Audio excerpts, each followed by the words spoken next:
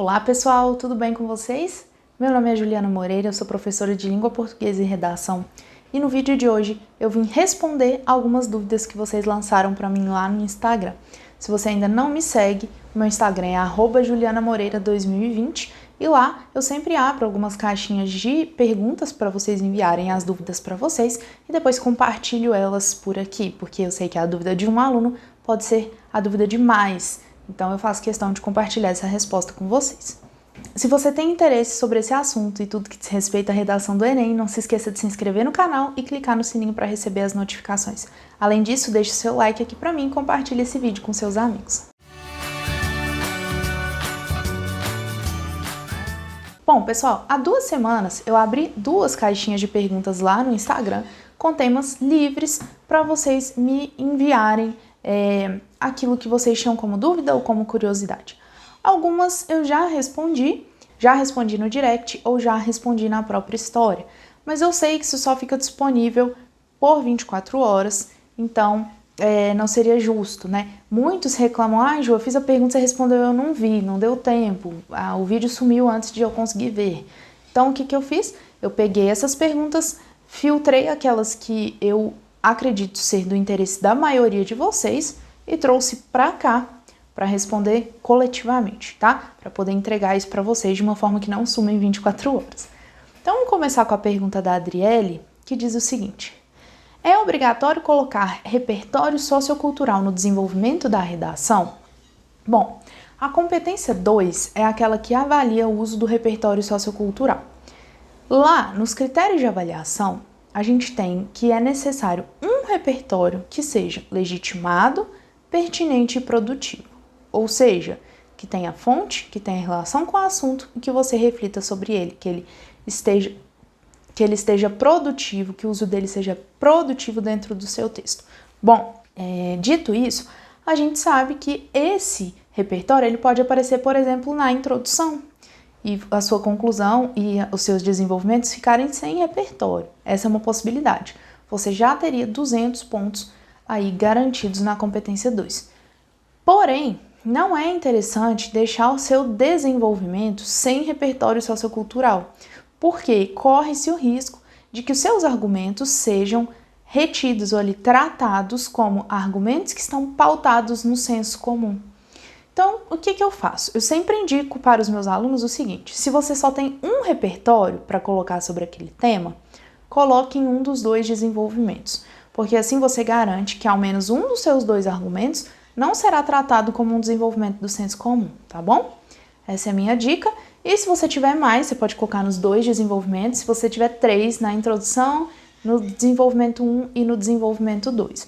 Na conclusão, a gente não coloca repertório, porque ali é um lugar de finalizar o texto, portanto, não é um lugar de começar a apresentar nada, né? A gente não apresenta novidades nesse momento. A Dani perguntou qual é o melhor livro que eu já li até hoje. Eu não consigo escolher, gente. Eu acho que uma pessoa que tem a formação em literatura, muito raramente ela vai ter um livro preferido, né? Ela acaba tendo muitos, de estilos diferentes, de autores diferentes. Então eu não consigo escolher um. Mas alguns dos meus preferidos eu mostrei para vocês no vídeo em que eu indico livros como fomentadores de repertório sociocultural. Eu vou deixar no card aqui e vou deixar na descrição também para que vocês possam acessar esse vídeo. A mesma pergunta, pessoal, é a da Mirella, que pergunta qual livro eu recomendaria, né? Eu recomendo que vocês assistam a esse vídeo, que eu tenho lá 8 ou 9 livros que funcionam como repertório sociocultural para vocês e que podem ser muito úteis nesse momento. Então, eu deixei no card e tá na descrição, vai lá olhar que você vai gostar das recomendações. O Emerson perguntou como que eu fiz para escolher o curso de letras e o que me motivou à escolha desse curso.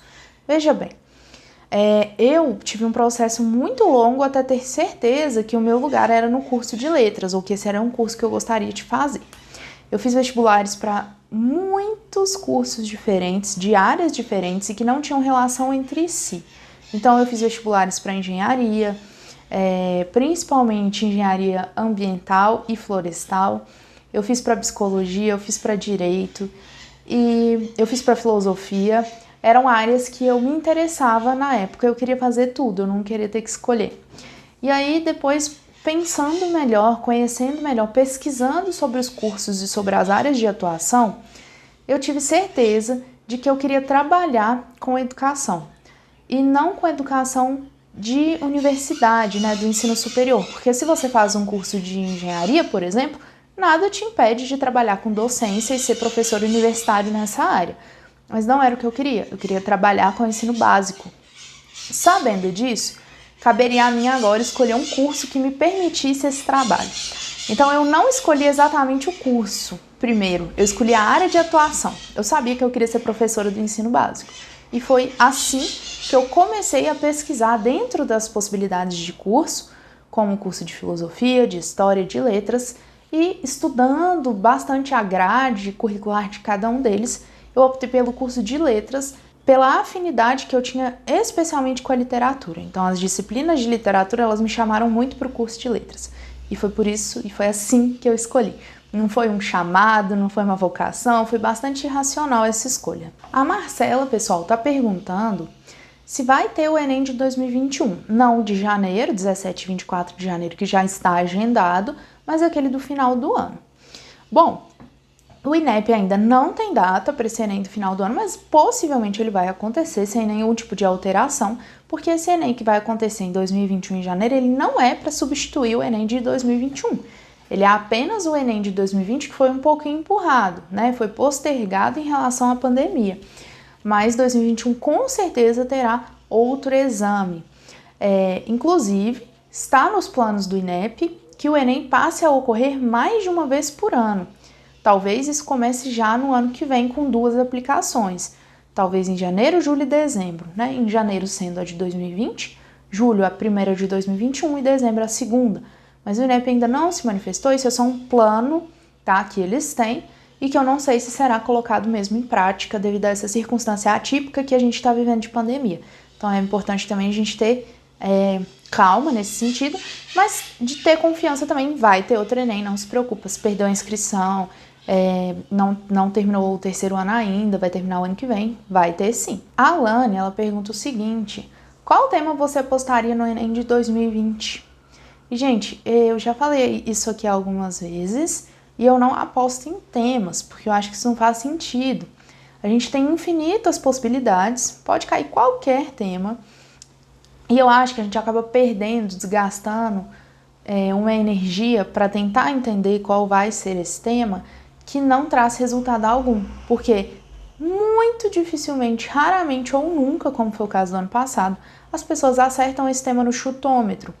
Então a gente não tem que gastar energia com isso, a gente tem que pegar a nossa energia e jogar ela para a estrutura do texto dissertativo argumentativo, porque se a gente tem domínio sobre essa estrutura, a gente consegue escrever sobre qualquer tema, eles não serão um problema para nós.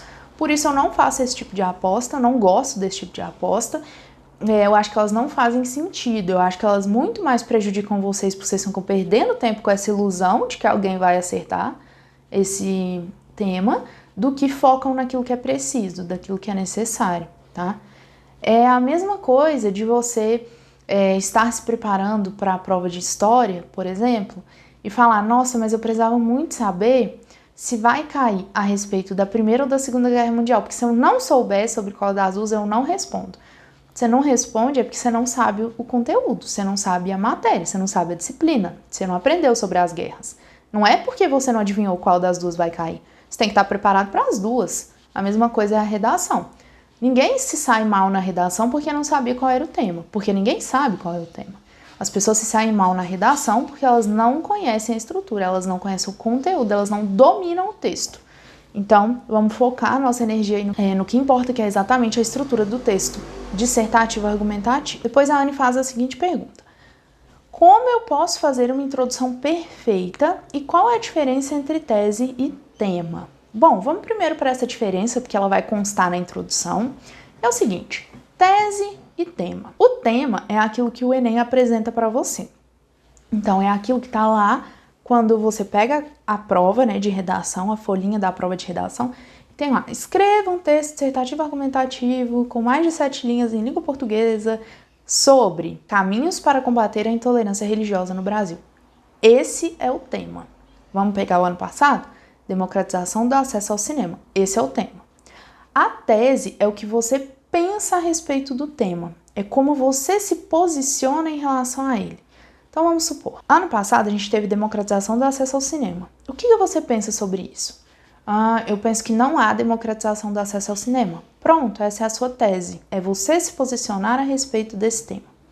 E depois vem os seus argumentos, que é exatamente como você vai defender essa tese.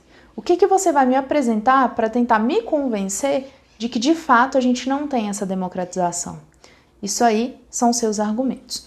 E agora, depois que a gente já viu a diferença entre tema e tese, a introdução perfeita é aquela que tem 3 momentos: a apresentação do tema, a apresentação da tese e a apresentação do projeto de texto. O que é esse projeto de texto? É quando você antecipa a sua argumentação.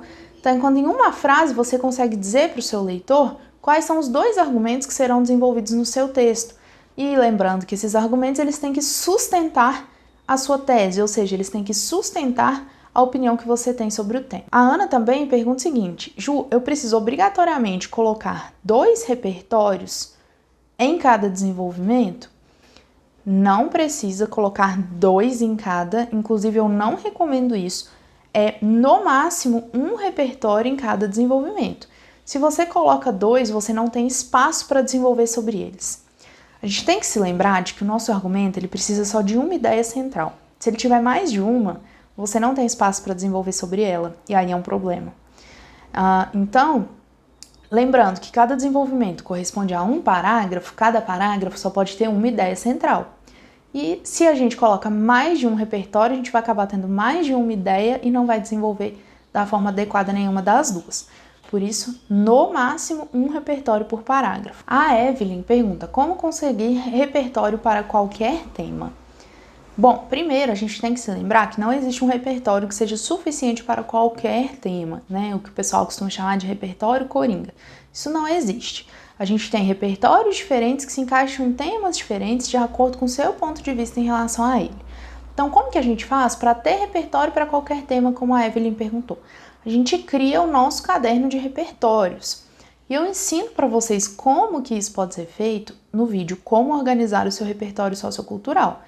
Eu vou deixar no card aqui o vídeo e vou deixar na descrição também para que você o acesse depois que a gente terminar aqui, para perceber que quando a gente organiza aquilo que a gente já conhece, automaticamente a gente passa a ter um domínio muito grande de repertório sociocultural e a gente se lembra de questões que antes a gente não se lembrava, e aí a gente começa a enriquecer. São desenhos animados, mangás, HQ, música, filme, série, tudo isso entra dentro do hall de repertórios, de possibilidades.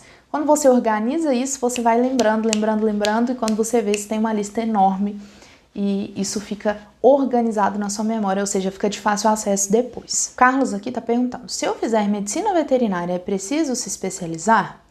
Carlos, não é uma necessidade a especialização dentro da medicina veterinária. Você pode fazer o curso e não se especializar. Contudo, há diversas especialidades dentro desse curso que você pode fazer. Então, é uma opção, você tem essa possibilidade, mas não é uma obrigação. Você pode atuar como médico veterinário sem se especializar em algum assunto específico. A Iguiamada faz a seguinte pergunta: como fazer para usar os textos motivadores sem cair em cópia? Para a gente usar esses textos motivadores, a gente tem 3 regras básicas, tá?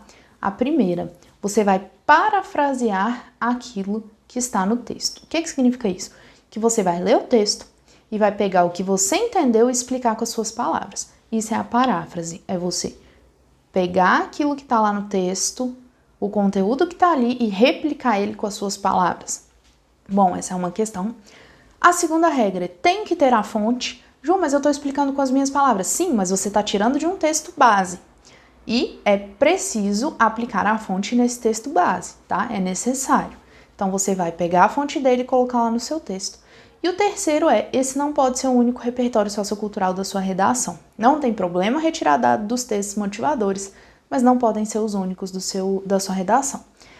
E aí, tem um vídeo aqui no canal em que eu explico só como utilizar os textos motivadores. Eu vou deixar no card e também vou colocar aqui na descrição para vocês acessarem depois. A Daniele, ela diz o seguinte, que ela sente que na hora de escrever ela tem bloqueio e acaba dando um branco. Como que a gente lida com isso? Dani, isso é muito normal quando a gente está escrevendo direto na folha em branco. Então, quando a gente encara ali a folha de rascunho ou a folha oficial e a gente trava. Nossa, parece que eu sei tudo sobre redação, mas na hora que eu ponho o lápis ali no papel, some tudo da minha mente. Isso é normal, isso é esperado, e para a gente vencer isso, a gente precisa de um plano de texto, um planejamento estratégico de texto. Ou seja, tudo que você faz dentro da sua redação já tem que ser previamente planejado e organizado.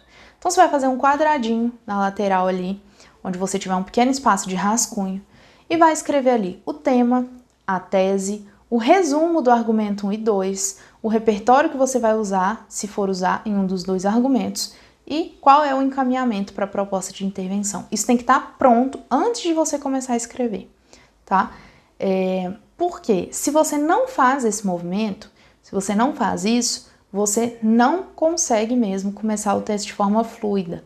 Então, primeiro a gente planeja o texto, faz num esqueminha de quadradinho mesmo, e num segundo momento, sim, a gente coloca ele no papel. Gente, a Daniele, outra Daniele, pediu sugestão de lanchinho para o Enem.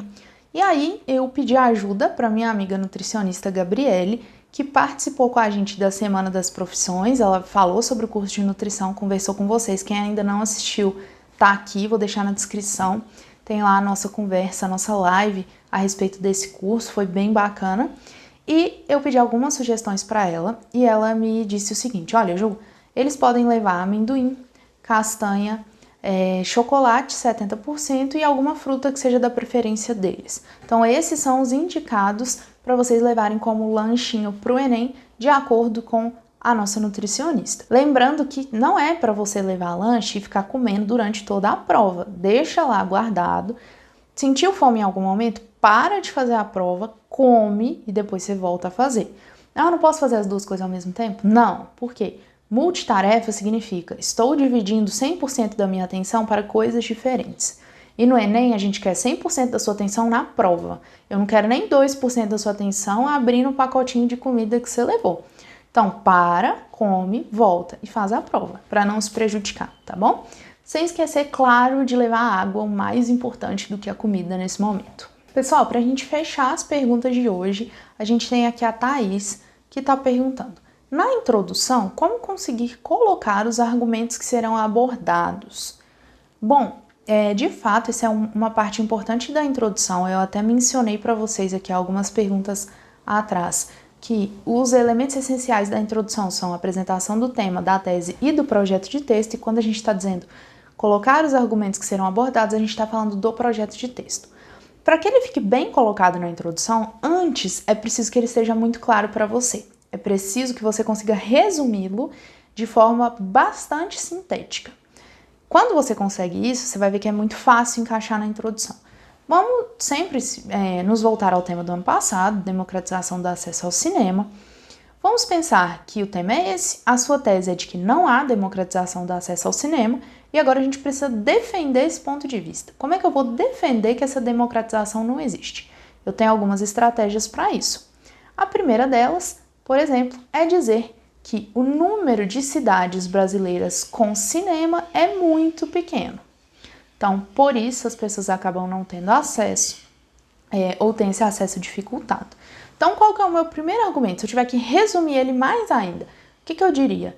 Eu diria que não há democratização do cinema no Brasil em razão do número de cinemas e sua distribuição.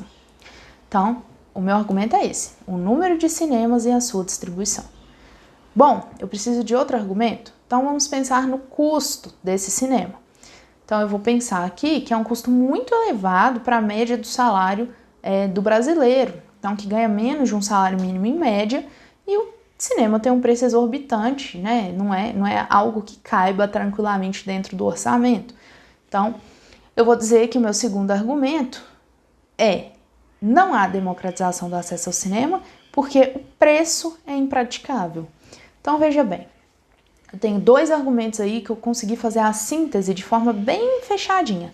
Número de cinemas, preço impraticável. Quando você resume o seu argumento dessa forma, você consegue apresentar de forma muito fácil na introdução. Então você está lá falando a sua tese, não há democratização do acesso ao cinema em razão do número de salas e da sua distribuição e do preço do ticket médio. Pronto, você resolveu aí a apresentação dos seus argumentos. Vamos pensar agora em um outro tema, só para isso ficar mais claro. Quando eu estou falando assim, ó, os efeitos do uso exagerado de agrotóxicos no Brasil, eu vou pensar, olha, esses efeitos existem e eles são muito prejudiciais. Então eu vou defender a minha tese de que os efeitos são muito prejudiciais e, portanto, né, não pode haver esse uso exagerado. Então eu olho para o tema, como que eu me posiciono em relação a ele? Cara, sim, os efeitos existem, eles são muito prejudiciais. Como que eu defendo isso? Então, argumento número 1, eu vou dizer que as plantações que são dependentes de agrotóxico, elas tendem a levar esse veneno para a mesa do brasileiro. Ou seja, você está comendo uma porcentagem daquele agrotóxico que foi utilizado durante o cultivo de determinados alimentos. Isso é prejudicial à saúde, especialmente se eles são utilizados em excesso. Como que eu vou resumir isso? Eu vou dizer que os alimentos são contaminados pelo excesso do uso do agrotóxico. Então, como que eu sei que é prejudicial? Número 1, alimentos contaminados. Número 2, vamos pensar outro efeito. Efeito sobre a saúde dos trabalhadores do campo. Então, as pessoas que lidam diretamente com esse agrotóxico, elas sofrem com inúmeras doenças, sejam elas de caráter pulmonar, em razão da inalação do agrotóxico, ou de caráter dermatológico. Elas têm queimaduras graves na pele, então é algo que precisa ser repensado. Por isso, como que a gente pode resumir isso? Olha, os efeitos do uso exagerado de agrotóxicos são muito graves, porque há contaminação dos alimentos, porque há prejuízo à saúde do trabalhador do campo. Então eu consigo, em 2 argumentos que sustentem a minha tese, resumidinhos. Esse resuminho é que vai lá para a introdução. Então, para a gente ter certeza que na introdução você vai conseguir colocar esses argumentos, é quando você consegue olhar para o seu argumento e fazer isso que eu fiz com ele. Eu te conto a respeito do que eu vou argumentar, mas quando eu preciso resumir, sai em uma frase. É isso que tem que ser feito. Quando você faz isso, você tem 2 certezas. Seu plano de texto vai estar bom e o seu argumento é bom, porque ele tem uma ideia central. Se você não está conseguindo fazer isso, o motivo, provavelmente 90% dos casos, é porque o seu argumento tem mais de uma ideia central. Aí você tira uma delas e deixa só uma para você desenvolvê-la bem ali ao longo do texto, tá bom? Essa é a dica. Pessoal, eu espero que essas dúvidas tenham ajudado vocês. Se ainda ficou alguma questão em relação ao que eu respondi aqui, pode deixar nos comentários que eu sempre respondo. Participem lá no Instagram comigo, @JulianaMoreira2020, porque eu sempre deixo essas caixinhas lá para vocês colocarem as dúvidas. E são dúvidas muito boas porque vocês se ajudam e ajudam outras pessoas. Além disso, não se esquece de deixar o like aqui nesse vídeo, de compartilhar ele com os amigos de vocês. E se vocês tiverem sugestão de conteúdo, é só deixar aqui nos comentários pra mim, tá bom? Eu sempre tento atender aquilo que vocês me pedem aqui no canal. Bom, por hoje é isso e eu encontro vocês em uma próxima aula.